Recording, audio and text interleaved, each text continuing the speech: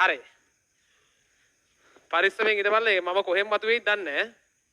හිටපු ගමන් මං එනවා ඇතුළට කොහෙන් ගිහින්ද දන්නේ අර මම පිටිපස්සේ බලන්නේ මම දැක්කා අර මම බලන් හිටියා අර අතන දැන් මම දැක්ක මොනවද අරන් දෙන්නෙක් හොඳට හිමීට කට ඇතුලෙන් තියාගන්න. හරිද මම බැලුවේ දැන් අර තියනවනේ එක එක જાති.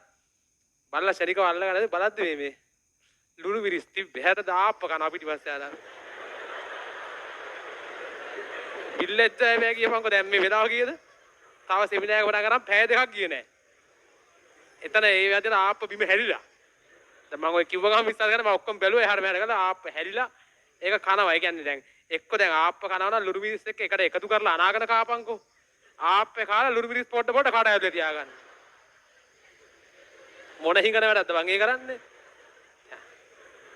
ආප්පෙත් එක්ක ඒක එළියට ගිහින් හරි කාලා වරින් දැන් බඩ අමාරුයි නම් බඩගිනි නැත්නම් මැරෙනවා මෙතන දැන් ඊට පස්සේ.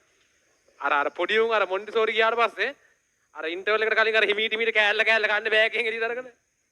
ඒ ආප්පෙට හොඳක් නෑ ලුණු මිරිසට හොඳක් නෑ. ඒ බලු හිඟන වැඩ කරන්න එපා බලු වැඩ කරන්න එපා. නෑ මං හිතුවේ වෙන මොකක් කරසිද මං ශනික අල්ලගන්න හදේ බලද්දි නෑ ලුණු මිරිස් තිබ්බේ. ඒක හරිද? මේ අර දැන් ආප්පේ කාලා ටික වෙලාවක් ගියාට පස්සේ ලුණු මිරිස් කාලා හරියන්නේ නෑනේ. මුන් ගෙදරදී මං හිතන්නේ සීනි ටික කාලා පිට් ටික කාලා වතුර ටික බොන දුණු වතුර ටික තේ බොනවා කියලා. එහෙම වූ හරිද? පොඩා එපා යකෝ විල්ලෙච්ච. වැහැරි යහගනි. දැන් ආගන්න. හරි.